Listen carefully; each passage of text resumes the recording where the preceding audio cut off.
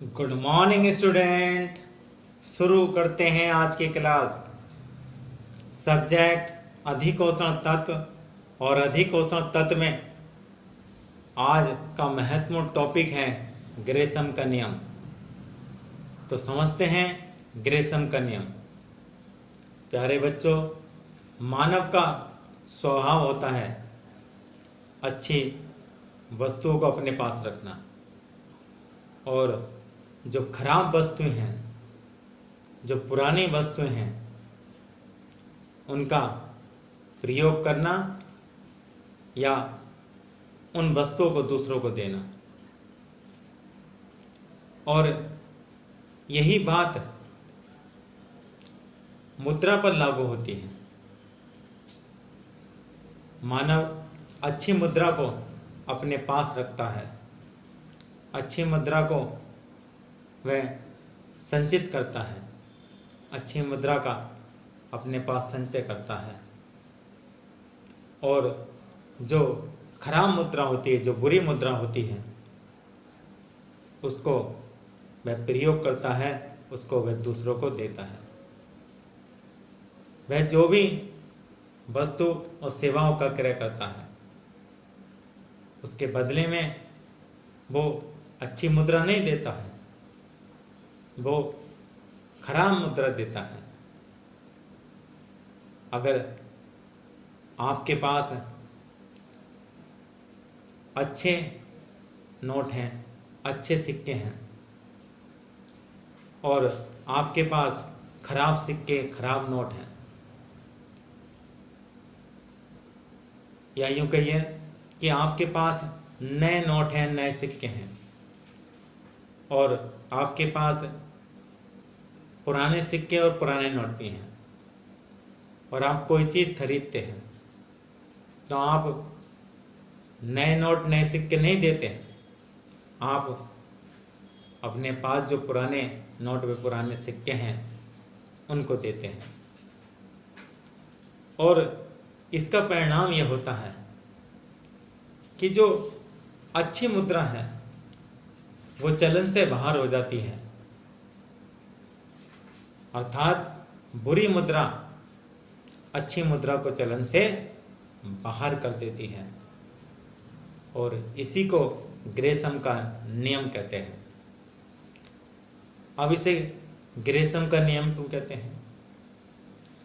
क्योंकि इस नियम का प्रतिपादन सर थॉमस ग्रेसम ने किया था, इसलिए इसे ग्रेसम का नियम कहा जाता है।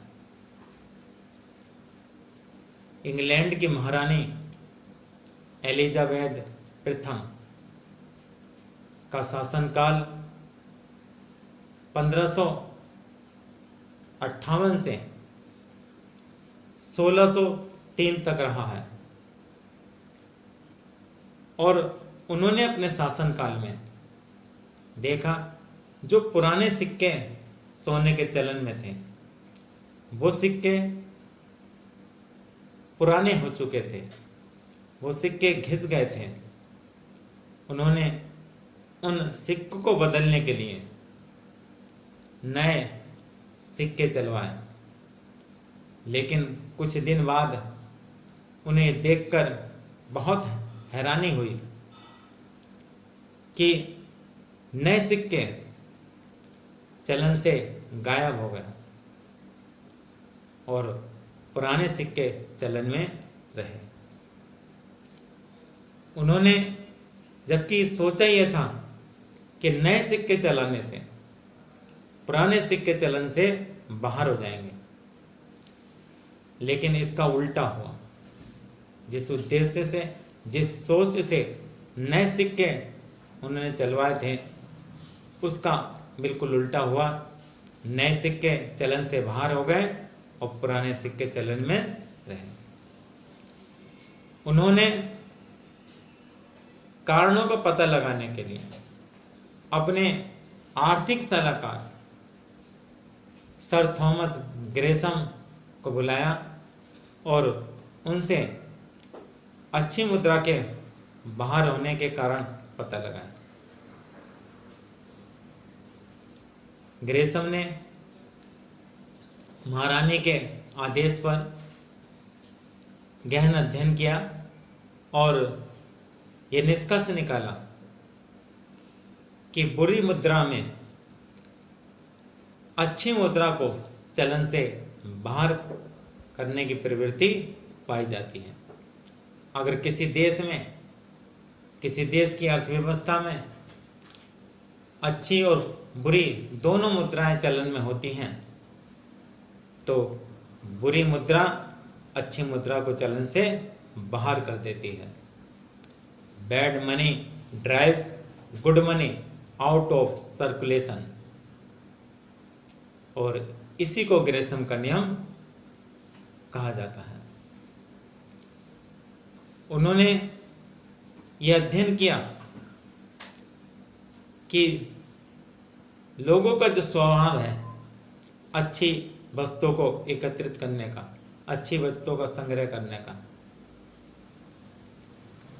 तो लोगों ने अच्छी मुद्रा जो अच्छे सिक्के चलाए थे उनको संग्रह कर लिया और अच्छी मुद्रा को लाभ कमाने के उद्देश्य से, आभूषण बनाने के उद्देश्य से उसे गलाने का काम किया, जिसके परिणाम स्वरूप अच्छे सिक्के चलन से बाहर हो गए और जो पुराने सिक्के थे, जो बुरी मुद्रा थी, वो चलन में रही। इस प्रकार हम कह सकते हैं कि जब देश की अर्थव्यवस्था में अच्छी और बुरी मुद्रा दोनों चलन में होती है तो बुरी मुद्रा में अच्छी मुद्रा को चलन से बाहर करने की प्रवृत्ति पाई जाती है और इसी को ग्रेसम का नियम कहा जाता है। अब ये अच्छी मुद्रा और बुरी मुद्रा बार बार शब्द आ रहे हैं। अब इन शब्द के अर्थ हम जान लेते हैं कि अच्छी मुद्रा किसे कहते हैं और बुरी मुद्रा किसे कहते हैं। साधारण तौर पर सरल और स्पष्ट शब्दों में जो पुरानी मुद्रा है, जो घिस चुकी है, जो वजन में कम हो गई है, उसे हम बुरी मुद्रा कहते हैं। और जो नए सिक्के हैं, जो पूर्णकाय हैं, उनको हम साधारण शब्दों में अच्छी मुद्रा कहते हैं। लेकिन परिस्थिति के अनुसार अच्छी मुद्रा और बुरी मुद्रा का अर्थ बदलता रहता है। यदि एक धातु मान है, जब एक ही धातु के सिक्के चलन में हैं, तो जो सिक्के पुराने हो गए हैं, जो सिक्के घिस गए हैं, उन सिक्कों को बुरी मुद्रा कहा जाता है और जो नए सिक्के हैं, जो पूर्णकाय सिक्के हैं, उनको अच्छी मुद्रा कहा जाता है। द्विव धातु मान में जब दो धातुओं के सिक्के चलन में होते हैं, मान लीजिए सोने और चांदी के सिक्के चलन में हैं, और धातु मुद्रा का आंतरिक मूल्य भी होता है, उसका धात्विक मूल्य भी होता है, जो मूल्य में परिवर्तन होता रहता है। अब जो महंगी धातु है उसके सिक्के अच्छी मुद्रा कहलाएंगे और जो सस्ती धातु के सिक्के हैं वो बुरी मुद्रा कहलाएंगे। और जब देश में धातु मुद्रा और पत्र मुद्रा दोनों चलन में हो तो धातु मुद्रा को अच्छी मुद्रा माना जाता है, और जब देश में पत्र मुद्रा चलन में हो तो यदि प्रतिनिधि पत्र मुद्रा और परिवर्तनशील पत्र मुद्रा है, और परिवर्तनशील पत्र मुद्रा को बुरी मुद्रा माना जाएगा। और यदि परिवर्तनशील पत्र मुद्रा है तो परिवर्तनशील को अच्छी मुद्रा माना जाएगा और अपरिवर्तनशील पत्र मुद्रा को बुरी मुद्रा माना जाएगा। और यदि अपरिवर्तनशील और प्रादिष्ट पत्र मुद्रा चलन में है तो अपरिवर्तनशील पत्र मुद्रा को अच्छी मुद्रा माना जाएगा और प्रादिष्ट संकटकालीन जो मुद्रा होती है उसे बुरी मुद्रा माना जाएगा। और जो नए नोट हैं, जो नई करेंसी है, उसे अच्छी मुद्रा माना जाता है, और जो पुराने नोट हैं, जो फट गए हैं, पुराने हो गए हैं, उन नोटों को बुरी मुद्रा माना जाता है। तो ये बुरी मुद्रा और अच्छी मुद्रा क्या अर्थ था, और बुरी मुद्रा अच्छी मुद्रा को चलन से बाहर कर देती है, ये ग्रेसम का नियम है। अब जानते हैं ग्रेसम के नियम लागू होने के कौन कौन से कारण हैं। प्यारे बच्चों, ग्रेसम का नियम लागू होने के 3 कारण हैं। नंबर 1, अच्छी मुद्रा का संग्रह। नंबर 2, सिक्कों को गलाना। और नंबर 3, विदेशी भुगतान। नंबर 1, अच्छी मुद्रा का संग्रह। मानव का स्वभाव होता है कि वो अच्छी वस्तुएं हैं उनको संग्रह करता है। उसी प्रकार वो अच्छी मुद्रा को संचित करता है, अच्छी मुद्रा का संचय करता है, अच्छी मुद्रा को अपने पास रखता है, और जो खराब मुद्रा है, जो बुरी मुद्रा है, उसको वो दूसरों को देता है, जिसके कारण अच्छी मुद्रा चलन से बाहर हो जाती है, और जो खराब मुद्रा है, जो बुरी मुद्रा है, वो चलन में रहती है। नंबर 2, सिक्कों को गलाना। ये 2 ही मुख्य कारण हैं, और ग्रेसम ने ही इन 2 ही कारणों को खोजा था कि अच्छी मुद्रा का संग्रह और सिक्कों को गलाने के कारण अच्छी मुद्रा चलन से गायब हो जाती है। सिक्कों को गलाना, क्योंकि सिक्कों का धात्विक मूल्य भी होता है, क्योंकि सिक्के धातु के बने होते हैं, और जिस धातु के बने होते हैं उसका आंतरिक मूल्य होता है, उसका धात्विक मूल्य होता है। और जब ये मूल्य बढ़ जाते हैं तो लोग लाभ कमाने के उद्देश्य से जो नए सिक्के होते हैं उसको गलाते हैं, क्योंकि पुराने सिक्के नहीं गलाते। पुराने सिक्के घिसे होते हैं और वजन में नए सिक्कों के मुकाबले कम भी होते हैं, और पुराने नए सिक्के अच्छे होते हैं और वो इसलिए उनको गलाया जाता है।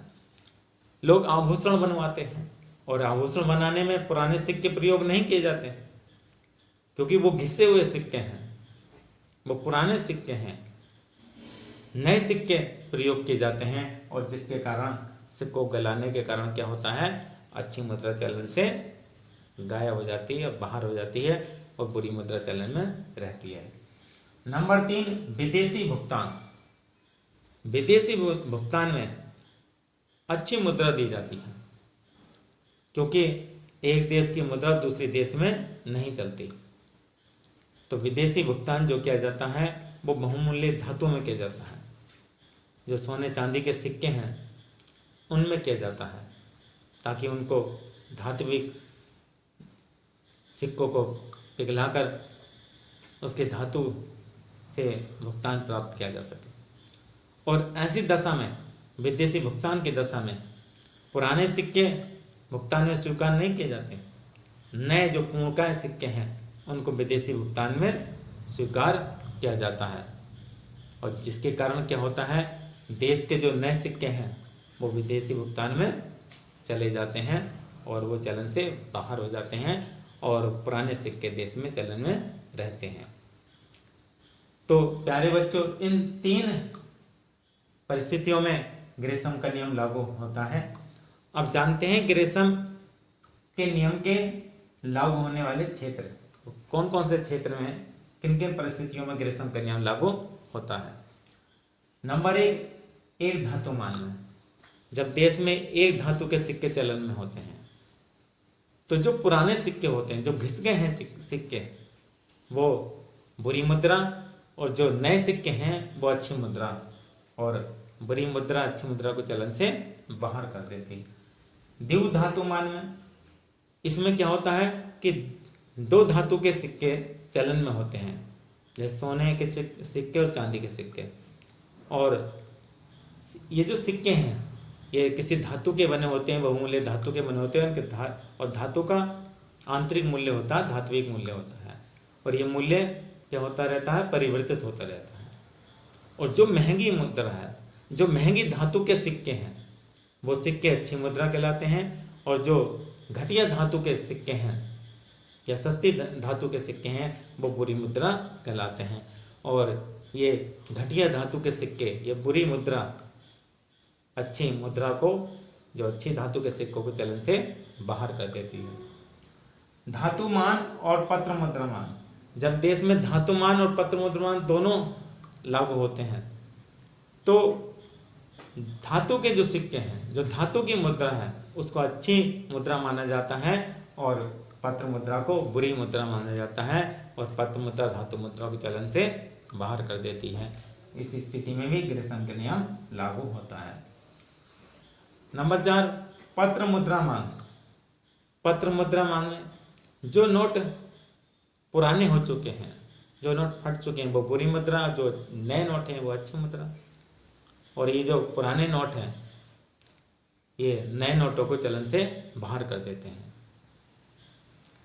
इसमें कई प्रकार की पत्र मुद्रा होती है, जैसे प्रतिनिधि पत्र मुद्रा और परिवर्तनशील पत्र मुद्रा। अगर ये दोनों चलन में हो तो प्रतिनिधि पत्र मुद्रा को अच्छी मुद्रा माना जाता है, परिवर्तनशील को बुरी मुद्रा माना जाता है।